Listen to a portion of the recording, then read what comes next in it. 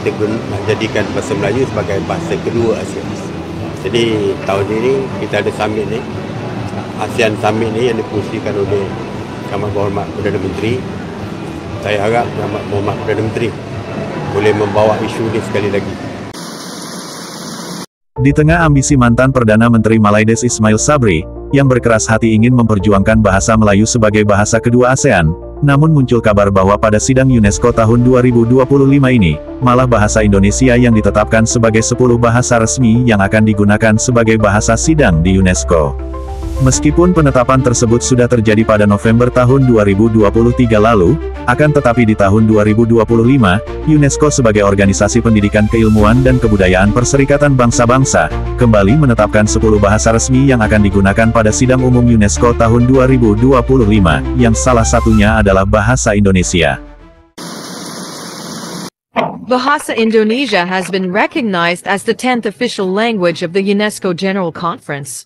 The other official languages include English, Arabic, Mandarin, French, Spanish, Russian, Hindi, Italian, and Portuguese.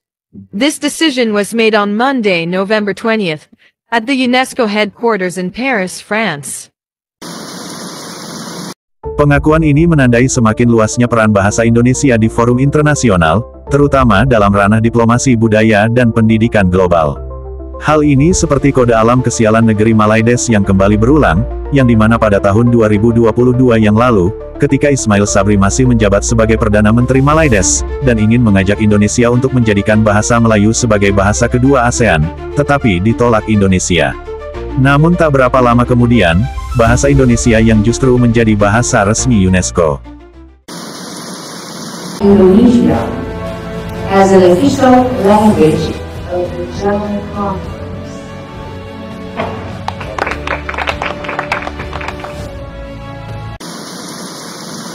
Strategi lompatan katak bahasa Indonesia tersebut, membuat negeri Malaides beserta warganya panas hati dan iri pada Indonesia. Kemudian, ketika awal-awal mereka menerima mandat sebagai pengurus ASEAN 2025, mantan Perdana Menteri Malaides Ismail Sabri juga kembali mengembuskan isu untuk memanfaatkan forum konferensi ASEAN di Malaides, agar mengusulkan bahasa Melayu sebagai bahasa kedua ASEAN, lalu tiba-tiba selang beberapa bulan, salah satu perguruan tinggi terkemuka di Kairo membuka secara resmi program studi bahasa Indonesia. Hal itu juga membuat warga Malaides yang kerap julid dengan Indonesia, merasa kecewa dan sebagainya, hingga merendahkan orang-orang Indonesia. Dan hal itu terus berlangsung hingga sampai saat ini, ketika berbicara soal isu bahasa, kerap kali terjadi diskusi dan perdebatan di platform media sosial, yang dimana bahasa Indonesia lah yang menjadi unggulan. Dan di Oktober tahun 2025 ini, mungkin mereka akan kembali kejang-kejang, karena di saat mantan Perdana Menterinya ini, yaitu Ismail Sabri, ingin kembali memperjuangkan hal yang sama, dan masih mau memanfaatkan forum konferensi ASEAN 2025 yang berlangsung di Kuala Lumpur, namun di saat yang sama pula, UNESCO malah mengeluarkan berita 10 bahasa yang akan digunakan pada konferensinya di tahun 2025. Kita nak jadikan bahasa Melayu sebagai bahasa kedua ASEAN. Jadi tahun ini kita ada summit ni, ASEAN Summit ni yang dipusikan oleh Yang Amat Berhormat Perdana Menteri. Saya harap Yang Amat Berhormat Perdana Menteri boleh membawa isu ini sekali lagi. Sebab semalam di dalam ucapan bajet pun, sebelum akhir ucapan tu, dia tekankan tentang perlunya bahasa Melayu, dan dia pun melahirkan rasa tak berapa selesa kerana banyak international school dan tidak menggunakan bahasa Melayu. Jadi Yang Amat Berhormat Perdana Menteri pun saya lihat merupakan dia daripada dulu pun bercakap tentang bahasa Melayu. Jadi kalau boleh dibawa dalam corak ASEAN, ada dalam corak rasmi atau perjumpaan di luar dengan pemimpin lain di ASEAN, saya harap Yang Berhormat boleh bangkit. Satu hal yang membuat kita merasa aneh dan menggelikan, mereka kerap mengatakan bahasa Indonesia adalah bahasa Melayu, atau bahasa Indonesia itu adalah bahasa Melayu dialek Indonesia. Namun ketika generasi mudanya di sekolah berbicara menggunakan bahasa Indonesia, mereka malah marah dan merasa sakit hati. Nampak sangatlah dia memang guna bahasa Indonesia. Banyak yang cikgu jumpa dalam kalangan awak ni. Apa? Kurang-kurang sikit tengok konten Indonesia tu.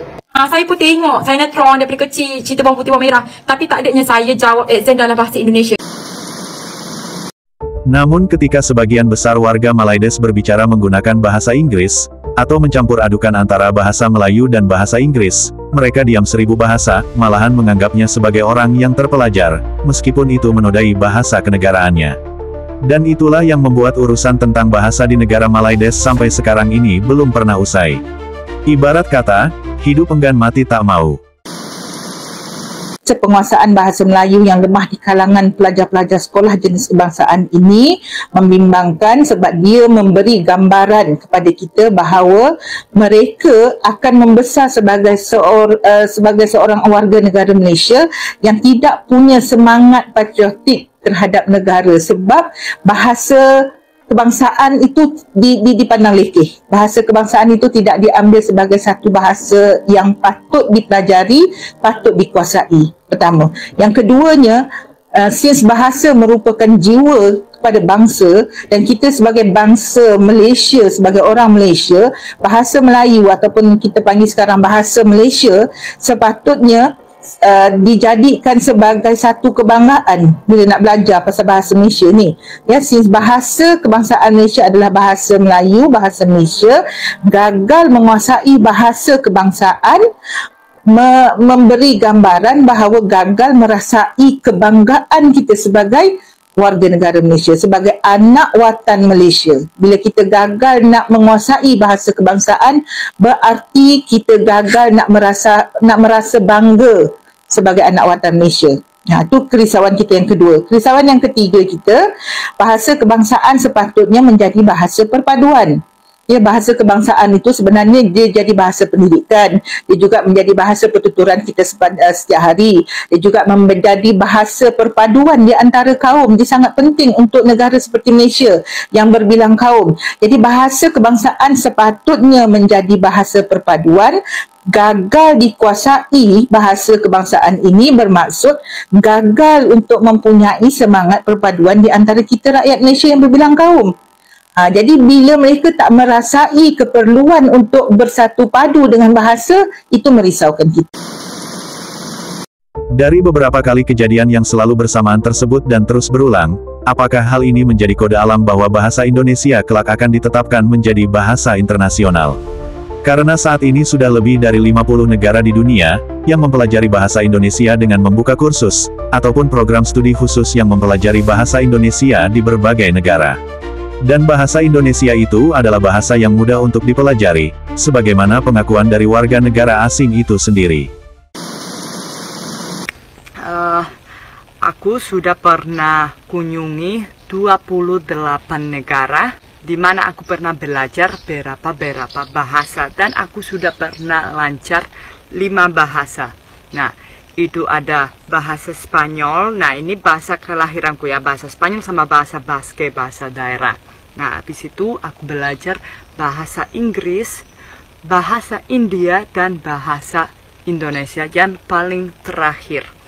Aku pas sudah di Indonesia, aku selama 2 atau 4 bulan, aku masih pakai bahasa Inggris. Dan karena aku suka ketemu sama orang Indonesia, nongkrong di warung, di pantai, pergi-pergi, aku belajar bahasa Indonesia dan aku dengar. Nah, karena senang, aku mikir bahasa Indonesia itu paling gampang sedunia. Aku pengen ajarin semua orang untuk belajar bahasa Indonesia, karena aku juga gak ngerti, gak masuk otak ini. Otak ini sudah full dan masih harus masuk. Kenapa? Bahasa Inggris itu bahasa sedunia, bahasa internasional. Aku sampai, ya kenapa bukan bahasa Indonesia ya, padahal bahasa Indonesia itu lebih gampang. Kalau bahasa Indonesia bisa internasional, kita semua bisa komunikasi dimanapun, kita bisa bicara bahasa Indonesia. Jadi karena itu aku nggak mau lupa bahasa Indonesia ini, aku tetap bikin video-video pakai bahasa Indonesia, dan aku semoga keluargaku, teman-temanku semua bisa belajar bahasa Indonesia, karena aku juga bangga bahasa Indonesia. Ketika UNESCO menjadikan bahasa Indonesia sebagai salah satu dari 10 bahasa pada forum-forum UNESCO, hal ini menunjukkan bahwa eksistensi bahasa Indonesia telah diakui dunia, dan secara perlahan bisa menjadi bahasa yang memperkuat komunikasi lintas budaya di dunia. Sama seperti bahasa Indonesia yang bisa mempersatukan rakyat Indonesia, yang beraneka ragam ras, budaya, dan bahasa. Cukup sekian video kali ini. Terima kasih. Sampai jumpa lagi.